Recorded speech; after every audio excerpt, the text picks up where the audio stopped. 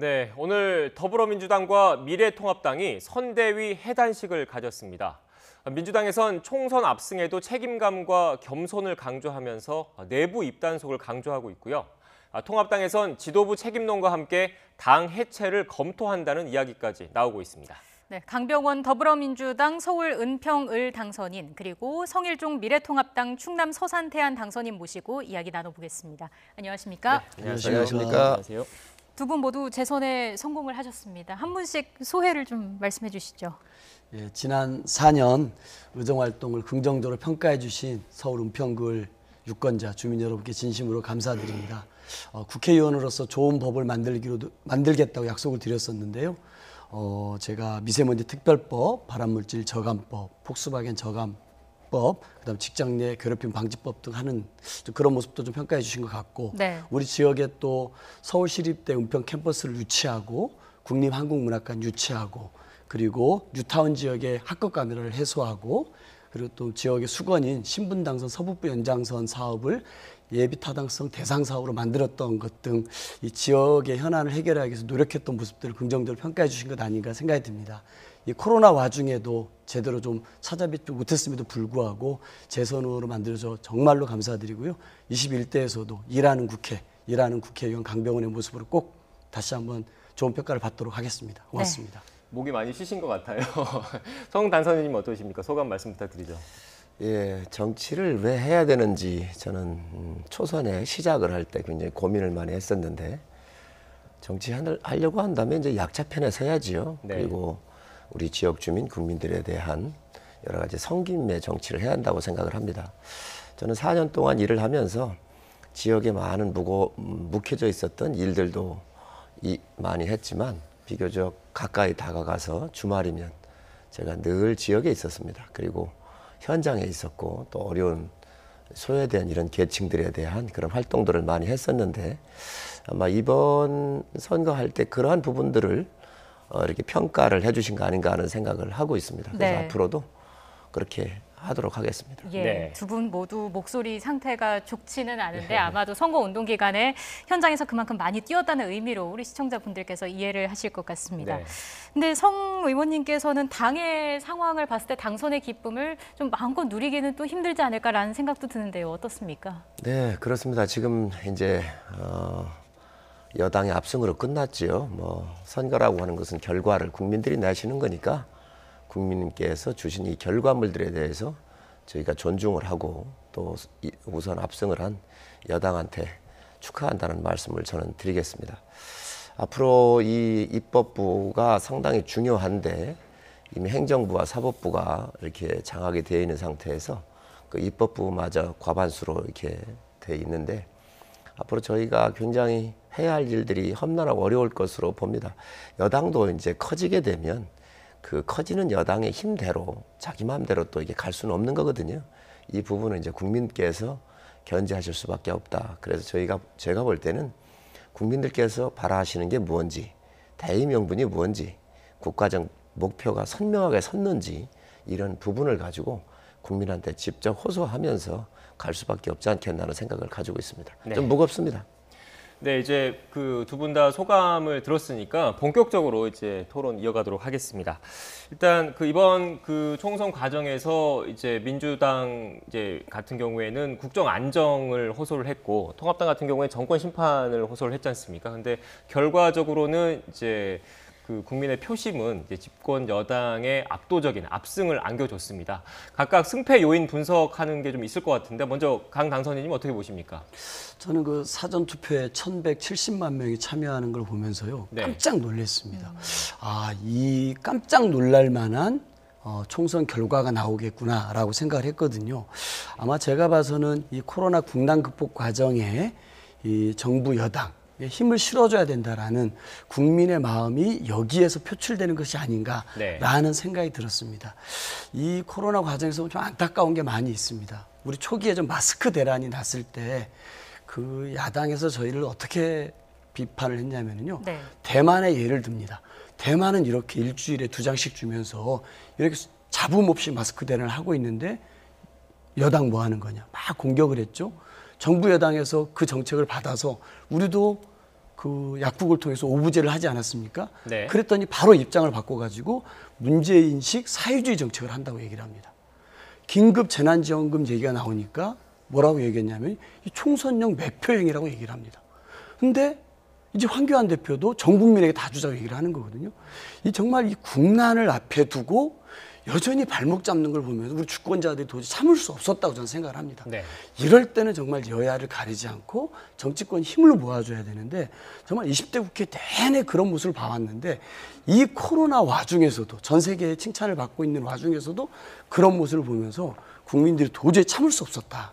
주권자들의 요구가 낡은 정치를 심판하자고는 요구가 여기에서 분출되지 않았나 싶고요. 예. 그래서 경합지 대부분을 민주당의 승리로 만들어주신 것이 아닌가. 저는 정말 이렇게 야당이 이런 국난의 와중에는 힘을 합쳐줘야 된다. 고 노회찬 의원께서 그러시지 않았습니까? 네. 외계인이 침략하면은 일본하고도 한 팀이 되어서 대항해야 되는 것 아니냐. 저는 그런 부분에서 정말 야당의 모습이 안타까웠고 주권자들이 심판한 거 아닌가 이런 생각이 듭니다. 예, 통합당에서 혹시 다른 식으로 분석을 하고 계신가요?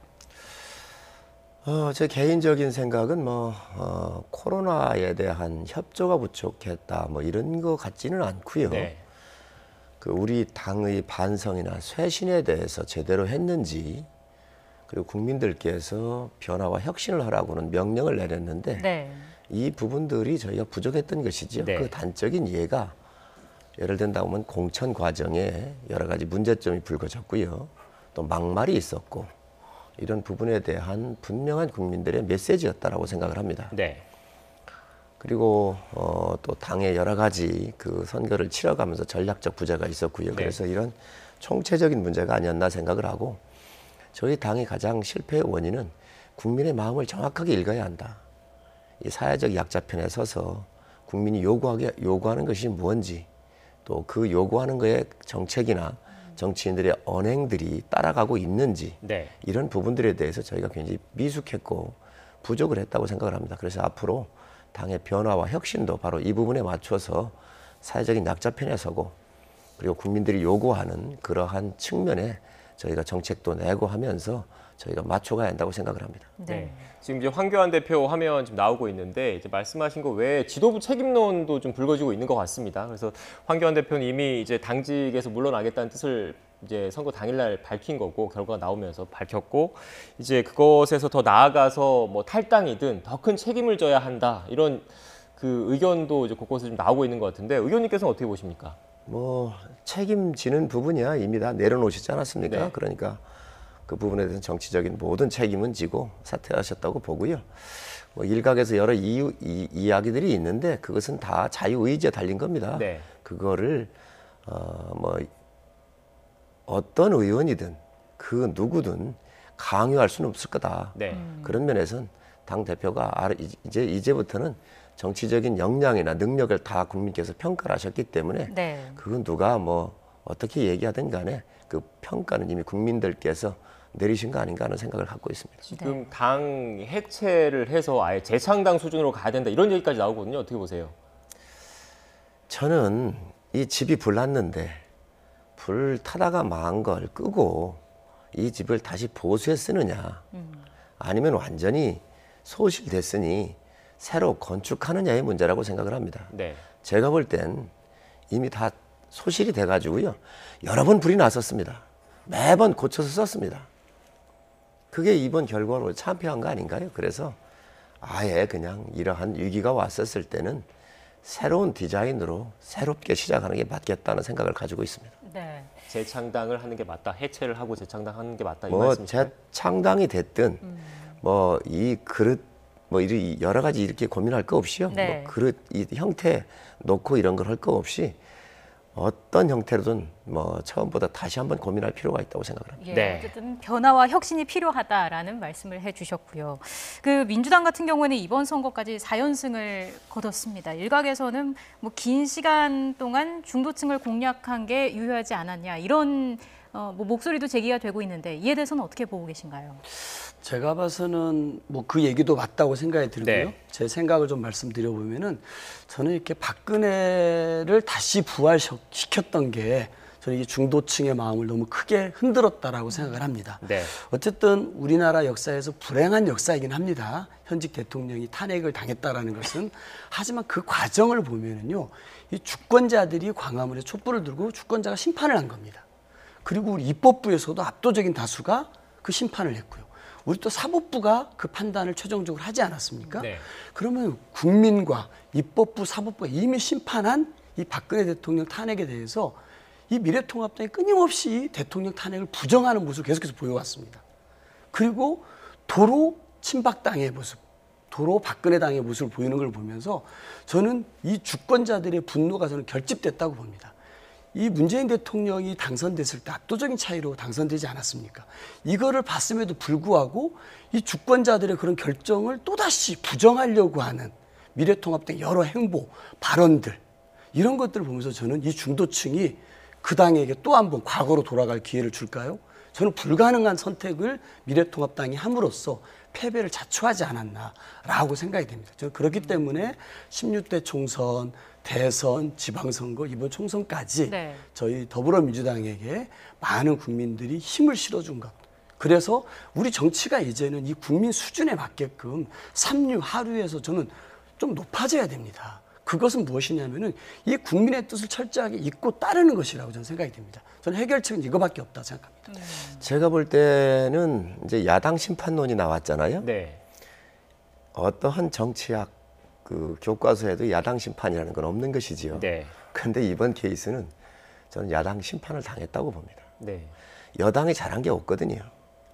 왜 그러냐? 경제, 코로나 이전에 이미 붕괴가 됐었고 외교 문제, 국방 문제에서 비교적 그 어떤 정부보다도 내세울 만한 것들이 실적이 없었어요. 그럼에도 불구하고 이번에 살아남은 것 같은 경우는 저희 당 자체에서 차지한다고 생각을 합니다. 아까도 말씀드렸지만 국민들께서 변해줬으면 좋겠다. 격을 좀 갖췄으면 좋겠다. 네. 이런 것들이 여러 가지가 요구가 있었잖아요. 그런데 이런 부분에 대해서 국민의 아주 무서운 심판이라고 생각을 합니다.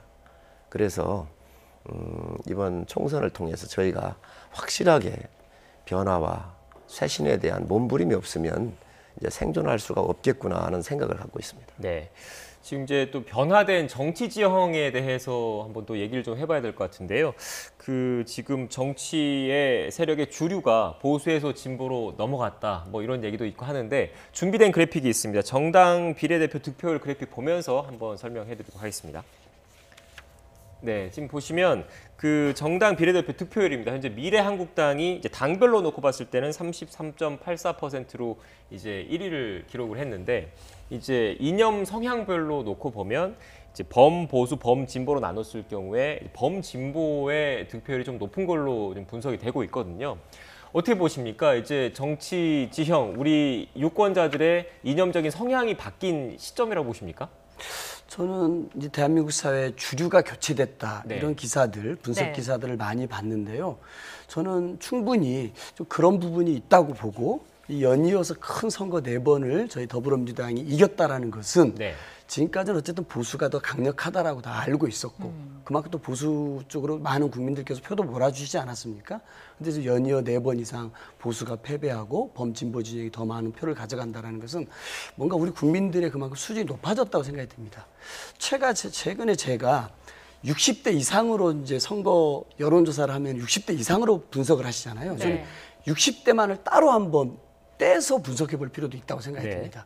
왜 그러냐면은 그 60대가 18년 전에 노무현 대통령을 만들었을 때는 40대였습니다. 네.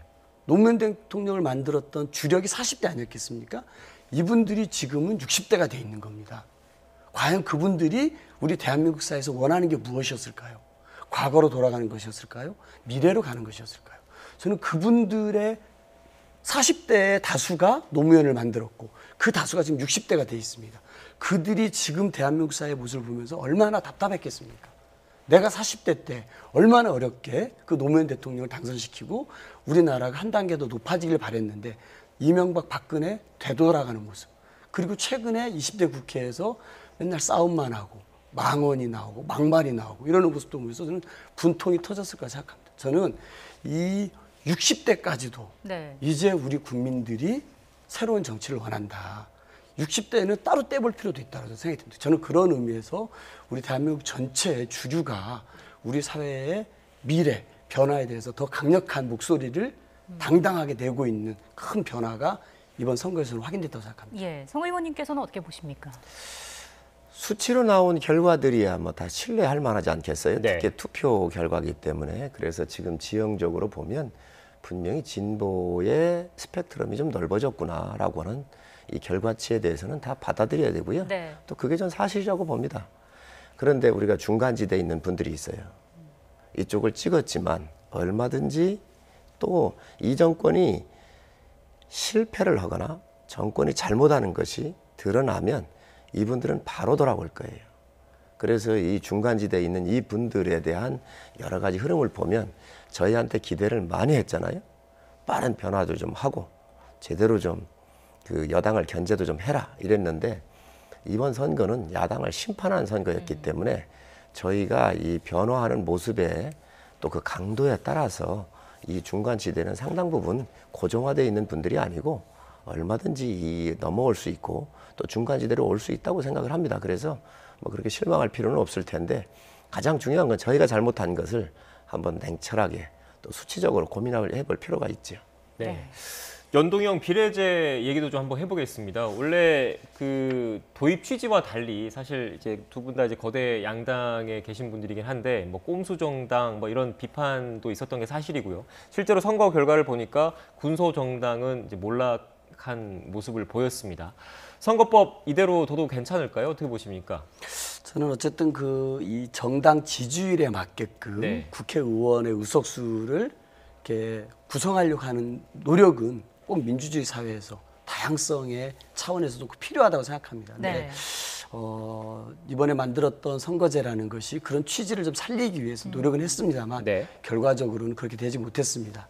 저희 당도 어쩔 수 없이 미래통합당이 미래한국당을 만드는 것에 대응하기 위해서 범진보 진영의 이 과반을 뺏길 수 없고 일당을 뺏길 수 없다라는 절박한 마음에서 저희도 따라서 할 수밖에 없었는데요. 그런 부분에 좀 송구스러운 마음을 갖고 있습니다. 21대 국회가 개원하면 이 문제도 저는 정치개혁특위 같은 게 다시 구성이 돼서 논의를 해야 된다고 보고요. 네. 어떻게 하면 이 부분에서 이 다양한 목소리들이 국회의원 의석수에서 반영될 것인가 네. 많이 머리를 맞대야 한다고 생각합니다. 저는 어쨌든 21대 국회가 개원하면서부터 충분히 논의를 한다라 그러면은 여야 간에 충분히 합의하는 안들이 나올 거라고 봅니다. 이번에는 여야가 허심탄회하게 긴 시간을 가지고 민주주의가 충분히 보장될 수 있는 선거제 개혁에 대해서 머리를 맞댔으면 좋겠습니다. 네. 당선인님 그 이제 연동형 비례제 얘기 나왔으니까 연장선상에서 하나 더 여쭤보겠습니다. 이제 민주당이 어떻게 보면 위성 정당이죠, 이른바. 이제 더 시민당도 상당한 의석수를 차지를 했습니다. 근데 거기서 몇 석만 더 보태면 원내 교섭단체 구성을 할 수가 있죠. 근데 이제 문재인 정부 이제 집권 후반기인데 공수처장 임명과 관련된 내용이 이제 주요 화두가 될 것 같은데 원내 교섭단체 더 시민당에서 구성할 가능성이 있다고 보십니까? 저는 일단은 이거는 정치이기 때문에 네. 그 아마 미래한국당의 움직임을 보고 저희도 결정할 수밖에 없습니다. 네. 왜냐하면은 국회에서의 교섭단체가 하나 더 있다라는 것은 네. 그만큼 협상력이 제고되는 것이거든요. 근데 만약에 지금 미래한국당 같은 경우는 한 명만 더 충원을 하면 교섭단체를 만들 수가 있고 네. 그럼 교섭단체가 야당 쪽에 2개가 있고 저희가 하나가 있게 되면 여러 가지 면에서 협상에서 불리해지고 또 국회 무슨 여러 가지 상임위원장 배분 등등에서도 힘들어지는 건 사실입니다. 네. 저는 애초에 이런 국민들께 좀 부끄러운 모습인데 이 부분에 관해서 빨리 합당을 하든 해산을 해서 정리가 된다면 저희 민주당하고 더불어시민당도 저는 시간을 끌 이유가 없다고 생각합니다. 예, 이렇게 되면은 미래한국당의 움직임이 궁금해질 수밖에 없는데요. 이번 선거제도를 만든 이 모든 책임 여당이 져야지요. 네. 결과야 국민들께서 인정을 했지만 그 결과의 내용이야 전체를 본 거 아니겠습니까? 그러나 대한민국의 이 국회, 이 선거법을 만들었던 것은 지금 여당이 역사에 분명히 오점으로 남을 겁니다. 있을 수 없는 일이 벌어졌고요. 네. 또 여당과 협조했었던 4+1이라는 불법단체를 만들었는데 살아남기 위한 정의당 같은 경우가 이 선거법을 그렇게 요구했던 거 아닌가요? 그래놓고 이유야를 막론하고 뭐 같이 당을 만들어 가지고 너희 순번을 앞으로 줄 테니 내 것도 뒤에 달라. 이게 떡을 찌는데 네 떡 내 떡 이만큼 나눠서 찌자는 거 아닙니까 이게. 네. 그래서 있을 수 없는 일들이 벌어져서 결과론적으로야 뭐 저희가 할 얘기가 없지만 어쨌든 이 여러 정당사에 남기면 안 되는 오점을 남긴 게 민주당입니다. 그리고 네. 이런 이번에 선거를 해보셔서 아시지만 48cm의 길이는 긴 이 투표용지 때문에 상당히 국민들께서 혼란스러워하셨거든요. 그래서 이 선거법들은 결과가 어떻게 됐든 간에 다음 국회에서는 반드시 이게 뭐 이미 폐기됐다고 보여지고요. 새롭게 좀 다시 한번 우리가 만들 필요가 있다. 네. 저희가 이제 그 교섭단체 얘기를 한 게 그 준비된 그래픽 보면서 한번 설명을 드리고 다시 한번 말씀 좀 드리겠습니다. 일단 어떻게 보면 공수처장, 사법개혁 분야에서 이제 공수처장이 여야가 입장이 많이 갈리는 부분인 것 같습니다. 근데 공수처장의 그 임명 요건을 보면 이제 교섭단체가 비토권을 갖고 있는 교섭단체가 있어요. 근데 이제 여야가 있기 때문에 교섭단체를 만들어서 어떻게 보면 자기 편에 더 자기 입장에서 얘기를 해줄 수 있는 그것 때문에 말씀을 드린 거거든요. 궁금해. 네, 지금 나가고 있네요. 공수처장 후보자 추천인 7명인데 야당 교섭단체목 2명이 비토권을 지금 가지는 거거든요. 이제 그것 때문에 여쭤본 거고, 이제 강 당선인님은 이제 통합당의 그 위성정당인 한국당의 입장을 움직임을 보고 가야 된다는 말씀이신 것 같고, 성 당선인님은 아직 한국당의 입장, 물론 이제 통합당이시긴 하지만 정확한 입장을 말씀을 안 해주셨습니다. 이 공수처는 굉장히 독재로 흐르는데 굉장히 중요한 부서가 될 수 있습니다. 네. 우리 국민들께서 정확하게 아셨으면 좋겠어요. 검찰 개혁한다는 거 저도 100% 동의하고요. 네. 또 그동안 검찰이 무소불위 이 권력기관으로 남아서 국민 피해가 있었던 것도 분명한 사실입니다. 그렇기 때문에 개혁에 대한 욕구가 있는 겁니다. 그러나 이 공수처가 모든 개혁을 완성하는 최종적인 기관이 될 수가 없습니다. 네. 오히려 권력이 대통령 중심제에서 그렇지 않아도 권력이 강한데 대통령 직속으로 놓게 되면 지금 윤석열 총장이 하고 있는 모든 수사를 중단시키고 다 가져갈 수가 있잖아요. 모든 정보상에서 다 보고를 받게 할 수가 있잖아요. 그래서 이 공수처는 굉장히 위험스럽습니다. 그래서 이걸 신중해야 한다 이렇게 말씀을 드리고, 이제 네. 그러면 비례한국당이 19명인데 네. 교섭단체로 할 거냐 말 거냐 이 문제가 있잖아요. 그렇죠. 이제 이 부분도 국민의 뜻을 한번 물어봐야 한다고 생각을 합니다. 네.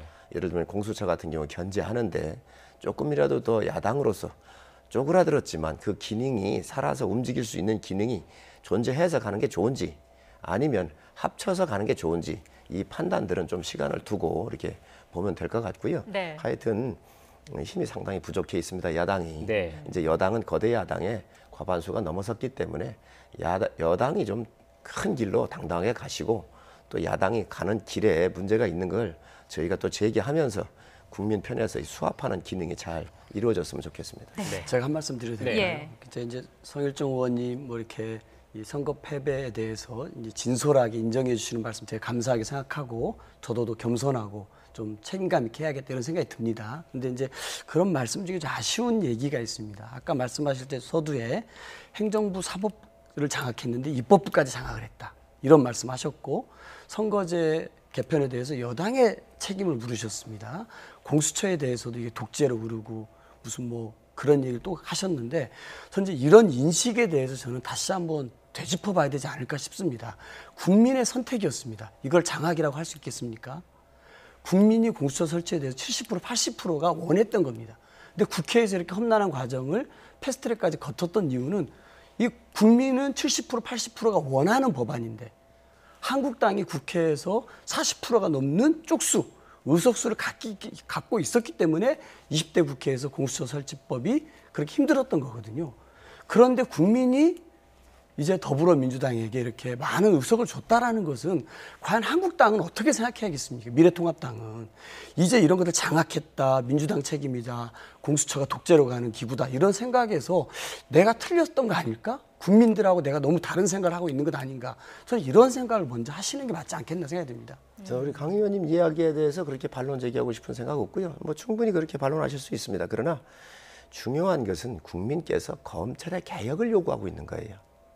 검찰 개혁을 하라고 하는 국민의 명령이고 이 부분 때문에 공수처도 동의를 하셨어요. 그러나 내용으로 들어가서 공수처의 기능을 봐보면 굉장히 너무 강해요. 대통령 중심제라고 하는 이 기능 속에 공수처가 들어갔었을 때에 지금 모든 게 집중되게 돼 있어요. 청와대가 많은 비리가 일어날 수 있거든요. 그렇잖아요. 조국 사태라든지 울산의 부정선거 같은 거, 김재수 감찰 무마 같은 이런 사건이 있었잖아요. 이런 사건들에 대해서 공수처 내에서 청와대를 보호하고 정권을 보호하려고 하는 생각이 든다고 한다면 가정입니다. 지금 공수처가 무조건 독재로 흐른다고 제가 선정한 것이 아니라 다 가정을 전제로 하는 거예요. 왜? 안 만들어졌기 때문에. 그러나 이게 이런 형태로 해서 만들어졌었을 때에는 지금 청와대에 그렇잖아요. 자기 치부가 드러나는데 그걸 누가 가리고 싶겠어요? 들춰내고 싶겠어요? 그러니까 이걸 가리고 싶어하는 본능적 성격이 더 강해질 수 있다는 거죠. 네. 그런 면에서 우려하는 국민의 소리를 담아야 된다는 거예요. 네, 알겠습니다. 일단 저희가 지금 다룰 주제가 많아가지고 이제 공수처 얘기 말고 다음 주제로 좀 넘어가도록 하겠습니다. 저희가 지금 통합당 지금 당내 수습하는 게 좀 쉽지 않을 것 같습니다. 뭐 조기 전당대회 얘기도 나오고 있고 네. 비대위 전환 얘기도 나오고 있는데 생각하시는 올바른 바른 그 당 수습 방안 뭐라고 보십니까? 원래 망한 집에서는 이제 여러 소리가 막 나오지요. 네. 그러면서 수없이 많은 대안들이 나오면서 그게 아마 수합이 될 겁니다. 그래서 앞으로 좀 시간이 있으니까 그리고 지금은 아마 선거가 끝나고 절대적으로 좀 시간이 필요합니다. 지역에 네. 인사도 해야 되고 당선자들이 예. 그렇기 때문에 그런 과정을 거치고 나면 아마 5월쯤에 되면 당에 대한 여러 가지 새로운 진로에 그 모색하는 소리들이 나오지 않을까 생각을 하는데 예. 조금 시간이 있으니까 한 달여 정도 시간이 있으니까 한번 지켜봐 보시죠. 예. 민주당 입장에서는 통합당 대표에 어떤 분이 왔으면 좋겠다 하는 게 있습니까? 저는 만약에 지금 홍준표 당선인께서 김종인 비대위원장을 원하시는 모양이던데 참 국회의 중요한 파트너이기 때문에 그런 선택은 안 하시면 좋겠다고 생각합니다. 물론 하시면 저희는 땡큐입니다. 그러나 저희 혼자 국정을 책임질 수는 없습니다. 야당도 중요한 파트너입니다. 이제 국민들이 원하는 것은 미래통합당이 미래로 가라는 겁니다. 보수의 명확한 가치를 새롭게 정립하라는 겁니다. 세대 교체를 하십시오. 젊은 신진 인사들로. 그럴 때만이 미래통합당이 시장에 대해서도 이 남북관계에 대해서도 새로운 보수적 가치를 내세울 수 있습니다. 이당 저당 옮겨갔던 노객을 또 데려와가지고 당의 간판으로 내세워가지고 이번 총선에서 승리하셨습니까? 아니지 않습니까? 저는 정말 한국당을 위해서뿐만 아니라 우리 대한민국을 위해서 드리는 말씀입니다. 정말 새로운 개혁부수라는 분들로 세대교체 하셔가지고 정말 제대로 돼서 국민들을 위해서 일하는 국회 모습 만들어주시면 좋겠습니다. 저는 우리 강 의원님 이야기하고 틀려요. 나이 드시면 국민 요구하는 걸 못 듣습니까? 그리고 나이 들면 개혁을 안 합니까? 그게 아니라 국민의 마음을 읽어내는 게 중요한 거예요. 이 국민들께서 요구하는 게 뭔지 그것만 알면 나이, 뭐 연령 이런 게 관련이 없습니다. 성별이 관련이 없습니다. 지역이 네. 관련이 없습니다. 그래서 그 누구든 가리지 말고 국민의 마음을 정확하게 알고 미래에 대한 통찰력을 갖고 있는 사람이 나타나서 그게 김종인 대표가 됐든 그 누가 됐든 국가에 대해서 또 정권에 대해서 옳은 소리하고 견제하고 미래를 준비할 수 있는 그런 리더면 되는 겁니다. 나이를 잠깐만요. 네. 나이를 언급하셨는데 제가 나이 자체를 가지고 얘기한 게 아닙니다. 과연 김종인 총괄 선대위원장이 그런 해안을 가지고 미래의 모습을 보여주는 행위를 했습니까? 선대위원장으로서? 저는 아니라고 봅니다. 이 중요한 시기에 이 한국당에 그냥 미래통합당에 묻어가 버렸습니다. 오히려 정말 황교안 대표가 저는 정말 책임을 지울 사람으로 뒤늦게 영입한 게 아니었나 생각이 들거든요. 김종인 대표가 정말 이 선대위원장을 맡았으면 저 일찍 맡아가지고 네. 이 미래통합당의 정책이라든지 공약이라든지 공천과정 이런 부분에서 과감한 역할을 했었어야 됩니다. 그런데 공천과정을 보십시오. 현역들 다 목 잘랐던 사람들 다시 재활용해가지고 서울 곳곳에 전략공천하고 이런 뒤에 다시 등장했지만 전혀 미래통합당의 이 큰 모습을 바꾸지 못했습니다.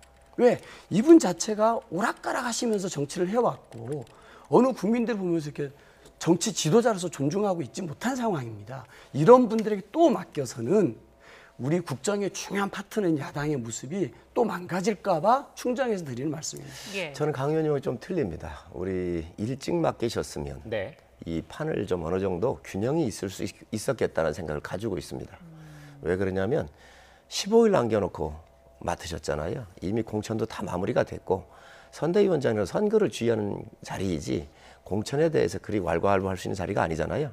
그렇지만 이 굉장히 기울었었던 이 부분에 있어서 나름대로 여러 가지 역할을 하셨던 것은 아마 우리 국민들께서 아시지 않나 생각을 하고요.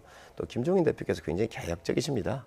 국민의 마음을 읽으시는 이런 능력도 탁월하시기 때문에 그 누구든 뭐 김종인 대표가 됐든 또 다른 분이 됐든 앞으로 우리 당에 들어오셔서 국민들의 마음을 읽어내고 또 국민들한테 더 가깝게 다가갈 수 있는 그런 리더가 나온다 그러면 좋겠다는 말씀 드립니다. 한 말씀만 드리겠습니다.